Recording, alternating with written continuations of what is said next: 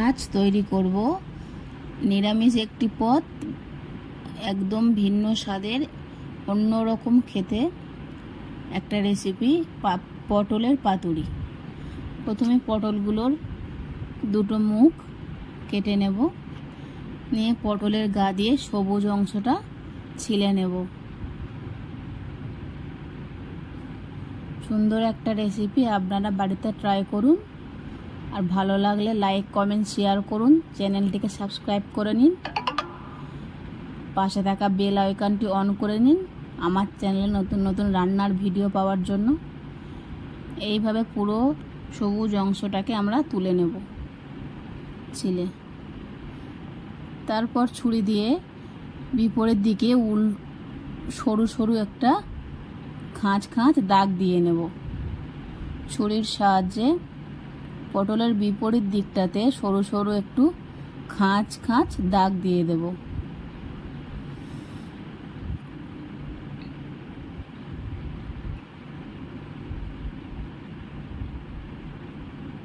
সাবধানে করবেন যাতে হাত কেটে না যায়।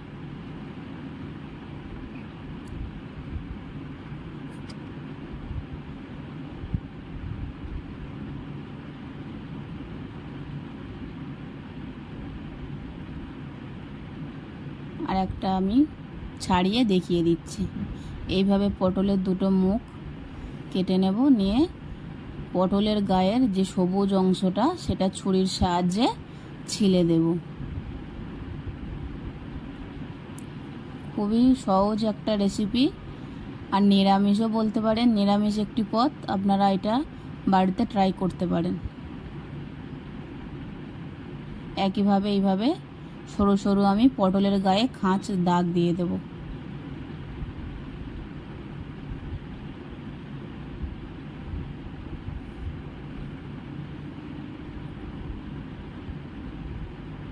এইভাবে করে আমি সব পটলগুলো কেটে নেব। দেখুন, সব পটলগুলো আমি পরিষ্কার করে কেটে ধুয়ে নিয়েছি।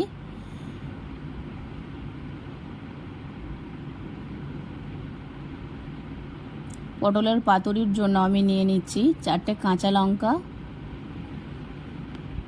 1 চামচের মতো সাদা সর্ষে, আপনারা চাইলে কালো সর্ষে দিয়েও করতে পারেন, 1 চামচের মতো পোস্ত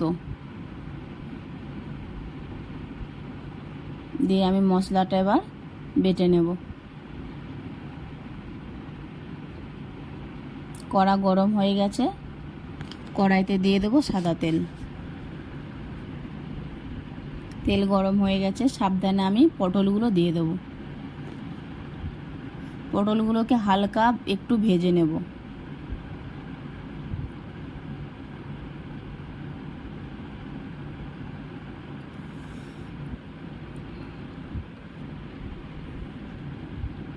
পটলগুলো ভাজা হয়ে গেছে, আমি এবারে তুলে নেব সব।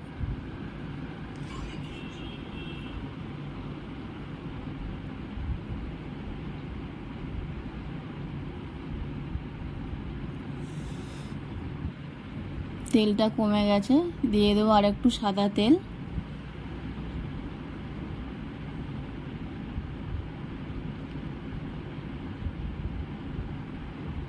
ফোড়নে দেব 5 ফোড়ন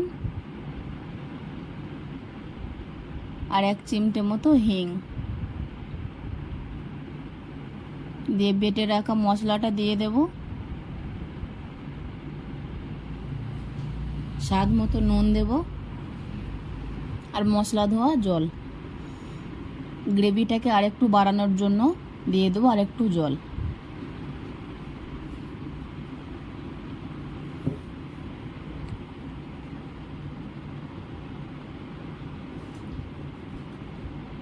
আমি এবার এটাকে ফুটতে দেব।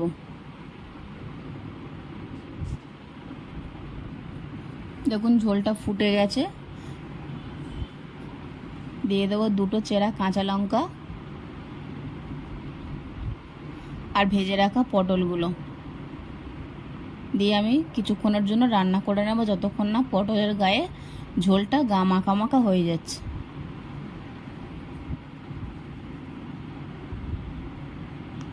দেখুন, ঝোলটা পুরো গা মাখা মাখা হয়ে গেছে। আমি এইরকমই গ্রেভিটা রেখেছি, আপনারা চাইলে আর একটু মোটা করেও করতে পারেন।